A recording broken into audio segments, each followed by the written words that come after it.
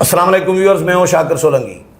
Viewers, Imran Khan نے شکایات اور ریفرنسز کی ہیٹرک کر لی ہے، اور ہم نے 3-4 دن پہلے جس دن اسلام آباد ہائی کورٹ کے چیف جسٹس کے خلاف عامر فاروق کے خلاف سپریم جوڈیشل کونسل میں عمران خان نے ریفرنس بھیجا تھا، اس دن طیب اور میں نے پروگرام کیا تھا، تو طیب نے اس میں بتایا تھا، مجھے تو یاد ہے، میرے ویورز کو بھی یاد ہوگا ہمارے، تو طیب نے کہا تھا کہ اب اگلی باری جو ہے عمران خان کا جو ہدف ہوگا، ٹارگیٹ ہوگا، وہ چیف جسٹس آف پاکستان اور چیف الیکشن کمشنر ہوں گے۔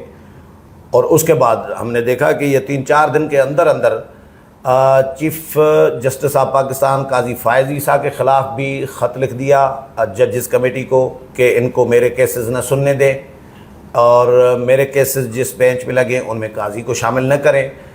آج پھر شکایت دائر کر دی ہے سپریم جوڈیشل کونسل میں چیف الیکشن کمشنر کے خلاف۔ پہلے چیف الیکشن کمشنر کو گالیاں دیتے رہے، گالم گلوچ کرتے رہے، اور الیکشن کمیشن کو آگ لگانے کی باتیں کرتے رہے، اس کے بعد مطالبات بھی کرتے رہے کہ استعفیٰ دیں، لیکن اب انہوں نے دیکھ لیا کہ ہمارے حامی ججز کی تعداد کیونکہ سپریم کورٹ کے مورچے پر بڑھتی جا رہی ہے، تو اب فائدہ ہوگا، ہمیں اب ریلیف ملے گا، بھائی ملنا شروع ہو گیا ہے، تو تھوڑی سی یقین دہانی وہ ان کو تسلی ہوئی ہے، تو اس کے بعد پھر انہوں نے یہ کام شروع کر دیا۔ طیب بلوچ ہمارے ساتھ موجود ہیں۔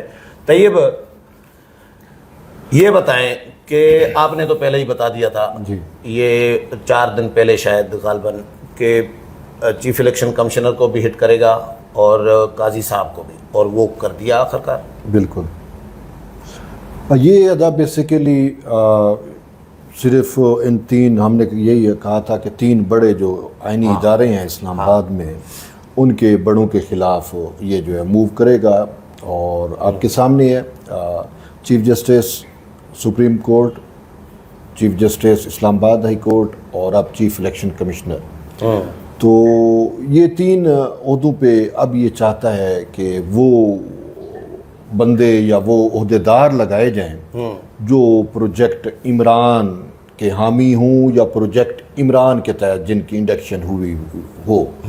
ٹھیک ہے، اب اس میں اسلام آباد ہائی کورٹ میں تو صاف ظاہر ہے کہ 6 ججز نے اپنے آپ کو ثابت کیا کہ وہ عمران پروجیکٹ سے ان کا تعلق ہے، اور آئین سے وفادار نہیں ہے بلکہ عمران سے وفادار، اور 5 اس میں سے ایسے ججز ہیں جن کے بارے میں خود عمران پروجیکٹ کے اس وقت سب سے بڑے حامی حمایت کار جو ہیں جسٹس اطہر من اللہ، انہوں نے خود نیو یارک میں اعتراف کیا ہے کہ یہ ججز میرے لگائے ہوئے ہیں۔ تو اسی وجہ سے اب جو جسٹس عامر فاروق ہیں وہ شاید 2031 تک ہے میرے خیال میں، ٹھیک ہے، لمبے عرصے کے لیے چیف جسٹس ہوں گے، شاید پاسبل ہے جو میں سمجھ رہا ہوں۔ تو اب یہ اس کے در پہ ہیں، اور یہ چاہتے ہیں کہ عامر کیانی، محسن اختر کیانی یا اس ٹائپ کے اور جج اس کو ریپلیس کر لیں، تو ہماری ہائی کورٹ پہ ٹوٹل ہماری اجارہ داری ہو جائے گی۔ آلریڈی 5-6 ججز ان کے ہیں، مطلب صرف عامر فاروق اکیلے رہ گئے ہیں، باقی تو ساری ان کے ہیں۔ اسی طریقے سے سپریم کورٹ میں صورتحال یہ ہے کہ اب قاضی صاحب جو ہے وہ ریٹائر ہونے کو ہیں، 26 اکتوبر تک کو شاید وہ ریٹائر ہو جائیں، تو اس میں اب اس کو پتہ ہے کہ چیزیں، اب وہ یہ چاہ رہے ہیں کہ قاضی صاحب جتنا عرصہ ہیں، یہ 1.5-2 مہینے، تو ان 1.5-2 مہینوں میں بھی وہ کوئی ایسا کیس میرا نہ سن سکے، تو اس وجہ سے اس کی وجہ سے اس نے موو کیا ان کے خلاف بھی وہ جو ہے لیٹر ججز کمیٹی کو جو لکھا۔ وہاں پہ بھی اس کا یہ ہے کہ اب میرے وہاں پہ جو عمران پروجیکٹ کے ججز بیٹھے ہوئے ہیں وہ قاضی صاحب پہ شاید پریشرائز کریں، اور میرے کیسز جو ہیں وہ آئین و قانون کے مطابق فیصلہ ہونے کی بجائے پاپولسٹ اپروچ یا میرے بیانے یا میری سوچ کے مطابق فیصلے ہوں۔ اب سب سے بڑا اس کو معاملہ ہے، درپیش ہے الیکشن کمشنر سے یا الیکشن کمیشن سے بیسیکلی، ٹھیک ہے، اور ممبران کے خلاف بھی، ہاں ممبران کے خلاف بھی۔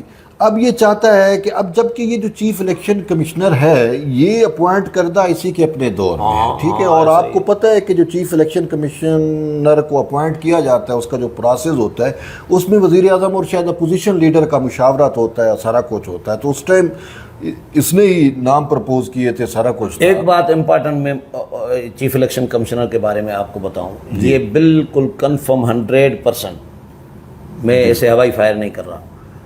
چیف الیکشن کمشنر سکندر سلطان راجہ صاحب یہ پہلے جس وقت اپائنٹ ہوئے تھے واقعی ہی عمران خان کے حامی تھے, اور عمران خان میں انہوں نے امیدیں لگائی ہوئی تھیں, جس طرح ابھی ہمارے سادہ لوگوں نے, اب پبلک نے امیدیں لگائی ہوئی ہیں کہ یہ بڑا پاکستان کو ترقی کرائے گا. تو یہ واقعی چیف الیکشن کمشنر ایسا سمجھتے تھے, لیکن چیف الیکشن کمشنر نے اس کے اقدامات, کام دیکھے, لچھن دیکھے تو وہ خلاف ہو گئے کہ یار یہ تو پاکستان کا دشمن ہے, یہ تو پاکستان کا ستیہ ناش کرے گا. تو وہ چیف الیکشن کمشنر پھر پیچھے ہٹ گئے ان سے. ہاں ادا اس میں ایک اور ایشو بھی آ جاتا ہے کہ جب آپ عینی عہدے پہ برجمان ہوتے ہیں تو اس ٹائم آپ ایک حلف لیتے ہیں. ہاں ایسا ہی ہے کہ میں آئین سے وفادار رہوں گا اور وہ سارا کچھ ہے. تو وہ چیف الیکشن کمشنر صاف ظاہر ہے کہ اس نے پھر عمران خان سے وفاداری کی بجائے جب وہ آئین سے وفاداری پہ اتر آئے تو وہ خان صاحب کے لیے گندے ہو گئے. ٹھیک ہے, اور یہ اس کے خلاف پھر پراپیگنڈا, اور بعد میں کہتا ہے جی یہ تو باجوہ صاحب نے مجھے نام دیا تھا یا فلاں نے لگا. وہ تو کہتا ہے آئین شائن کچھ نہیں ہے, جمہوریت بھی میں ہوں, آئین بھی میں ہوں. وہ چونکہ خود پرست شخص ہے, خود پرستی کا قائل ہے, خود پرست جو اپنے آپ کو اپریشیٹ کرتا ہے, وہ کسی اور کو افورڈ بھی نہیں کر سکتا. ٹھیک ہے, اسی وجہ سے اپنی پارٹی میں بھی اپنے لیول پہ کسی کو نہیں جانے دیتا جو بھی اس کی ایک پارٹی. اور بھی جملہ مجھے یاد آ گیا بڑا important, Bashir Memon DG FI تھے خان کے دور میں, اور جھوٹ بولنے والی مشین کے دور میں. جی اب جھوٹ بولنے والی مشین بولیں گے پورے ولاگ میں. صحیح ہے. اچھا, جھوٹ بولنے والے مشین کے دور میں DG FI تھے بشیر میمن, وہ میرے دوست ہیں ہمارے.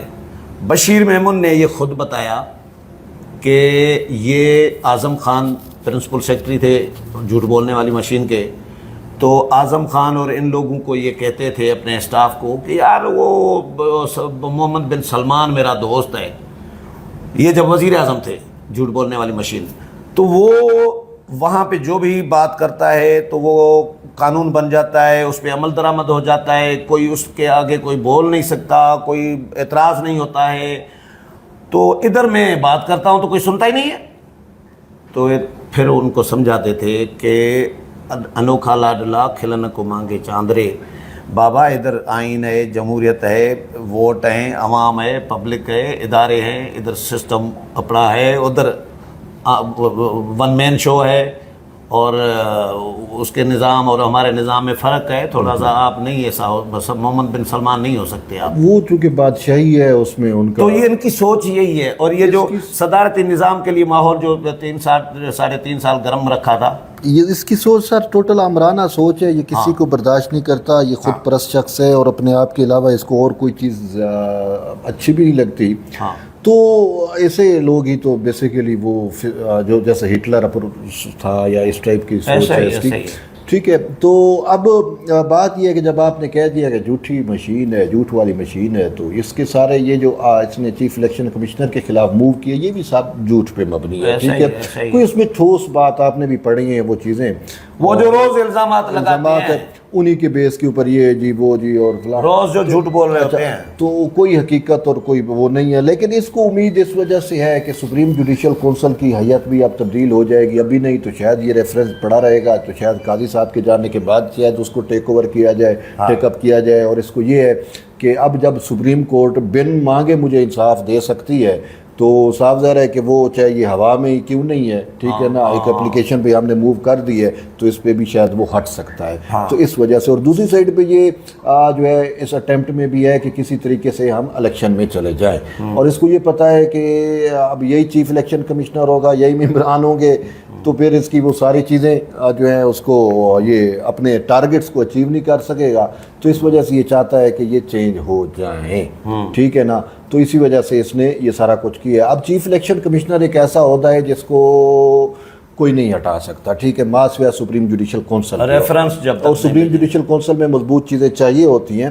اور اس میں اب اس کو یہ پتہ ہے کہ قاضی صاحب ریٹائر ہو گئے, تو پھر وہ سپریم جوڈیشل کونسل کی حیت تبدیل ہو جائے گی. تو اس میں عمران دار پروجیکٹ کے ججز جو ہیں یا اس کے حامی جو حمایت یافتہ جو ہیں وہ شاید زیادہ تعداد میں آ جائیں, اور پھر اس سے کہیں نہ کہیں ایک الارم بج سکتا ہے. یہ چیز ہمیں مائنڈ میں رکھنی چاہیے. اور باقی سب سے بڑی بات ہے کہ اس ٹائم ہماری جو حقیقت ہے کہ ریاست مجھے بے بس نظر آتی ہے اس کے سامنے, ٹھیک ہے. اور ورنہ ہم نے نہیں دیکھا کہ ریاستیں اتنی بے بس ہویا کرتی. یار اس کی ملاقاتیں بند نہیں کروا سکتے, اس کی عیاشیاں بند نہیں کروا سکتے, اس کے بیانات ریاست بند نہیں کروا سکتی, اور اس کے الزام تراشیاں, سازشیں اور یہ سارا کچھ بھی ریاست بالکل بے بس ہے. سیاسی جماعتیں, ریاست, ادارے سارے بے بس نظر آ رہے ہیں. یا پھر یہی ہے کہ کہیں نہ کہیں اس کی سہولت کاری اور لاڈلا پن موجود ہے. میں جو ایسا ہی لگے, ورنہ ایسا تو نہیں ہو سکتا کہ یار ایک شخص جس نے اتنے بڑے آپ کے ساتھ اقدام کیے ہوں تو آپ اس کے لیے ایسا کچھ کرو. ٹھیک ہے, اتنے بڑے اقدامات, الارمنگ اقدامات جس سے اس نے پوری آپ کی ریاست, بیان بازی کے علاوہ کچھ نہیں کر پا رہی. حکومت بھی کچھ نہیں کر, ادارے بھی کچھ نہیں, ورنہ یہ ادارے تھے جب کاؤنٹر کرنے کی کوشش بھی کر رہے ہیں, چاہتے بھی ہیں شاید. مجھے بتائے ہیں کہ جب زرداری صاحب قید میں تھے ابھی ریسنٹلی عمران کے دور کے اندر, تو جھوٹ بولنے والی مشین کے دور کے اندر, تو اس ٹائم بلاول جو ان کا بیٹا ہے اس کو بھی نہیں ملنے دیتے تھے. ہاں ایسا ہی ہے. بی بی آصفہ کو نہیں ملنے دیتے تھے, لیکن یہاں سے تو یہ ایرا خیرہ, نتھو خیرہ, جس کا بھی بھائی لسٹ فراہم کرتی ہے, جھوٹ بولنے والی مشین لسٹ فراہم کرتی ہے, جیل سپریڈنٹ کے ساتھ ایگریمنٹ ہوتا ہے, دستخط کرتا ہے, 1600 کے لگ بھگ بندے اس کو ود ان 1 ایئر, ابھی سال بھی شاید پورا نہیں ہوا, اس کو جیل میں مل چکے ہیں. تو دیکھیں 1600. یہ کس قیدی کو دنیا بھر میں کسی پاکستان میں اسپیشلی اڈیالہ جیل میں بھی یہ اپنے گھر پہ بیٹھا ہوتا بنی گالہ میں, تو بھی اتنے اس کو بندے نہ ملتے. ٹھیک ہے نا, تو وہاں پہ تو اس کے لیے بابا چیزیں سب لگی ہوئی ہیں, تمام آسائشیں میسر ہیں. تو اسی وجہ سے اب وہ شہ پکڑ چکا, اس کو پتہ ہے کہ بھئی میں دوبارہ ری برانڈنگ میں میری ہو رہی ہے, میری سہولت کاری عدلیہ سے بھی ہو رہی ہے اور ہر جگہ سے ہو رہی ہے. کوئی اب بات یہ ہے کہ بھئی میں نے پہلے بھی بات کی کہ اگر اس کے کمرے میں ایک چھپکلی ہی چھوڑ دی جاتی تو اس کو لگ پتہ جاتا ہے, اوپر سے جھوٹ. یہ لعنت ہے ان لوگوں کے اوپر جو ابھی تک اس ٹائپ کی سہولت کاری کر رہے ہیں, اور اس کے باوجود یعنی اس کو تمام آسائشیں انہوں نے دی ہوئی ہیں, اس کو مرغ دیے جاتے ہیں, اس کو دیسی گھی میں تڑکے لگے ہوئے کھانے دیے جاتے ہیں, اس کو مشینیں ایکسرسائز والی حاصل ہیں, اس کو یہ بال کلر کرنے والے اعلیٰ سے اعلیٰ وہ کلر وہ ہیں, ہیئر ڈریسر ہے, اور ساری سہولیات اس کے پاس ایسی. دوسری بیرک کی دیوار توڑوا کے, اس کے باوجود یہ کہتا ہے کہ جی میں قید تنہائی میں ہوں, میں ڈیتھ سیل میں ہوں, مجھے چھتر پولا کی جا رہی ہے, مجھے یار اب اتنا جھوٹ بولا جا رہا ہے. تو اب یہ ان کو سوچنا چاہیے کہ جنہوں نے اس کو تمام اسیسمنٹ کی ہوئی ہیں. لیکن بات ادا ایک سب سے بڑی بات ہے کہ کہیں نہ کہیں کوئی چیزیں بہت زیادہ کمپرومائز ہوئی ہیں. بات سمپل سی ہے, میں جب یہ طریقہ انصاف کے لوگوں کے ساتھ بیٹھتا ہوں, عالمی دباؤ بھی ہے, کیونکہ عالمی مہرا تو ہے, عالمی دباؤ سے تو انکار نہیں ہو سکتا. دیکھو وہ تو ان کے اوپر ہوگا, لیکن یار یہ مجبور ادھر ہیں ادارے ریاست. لیکن بات یہ ہے کہ آپ عالمی دباؤ پہ آ جاتے ہو, آپ اپنی ریاست کو تو دیکھو, وہی عالمی دباؤ جو آپ پہ دباؤ ہے وہی دباؤ تو آپ کی ریاست کو توڑنا چاہ رہا ہے. تو پھر آپ اٹمین کے اگر وہ دباؤ ہے تو آپ پھر اپنی ریاست توڑ دو گے.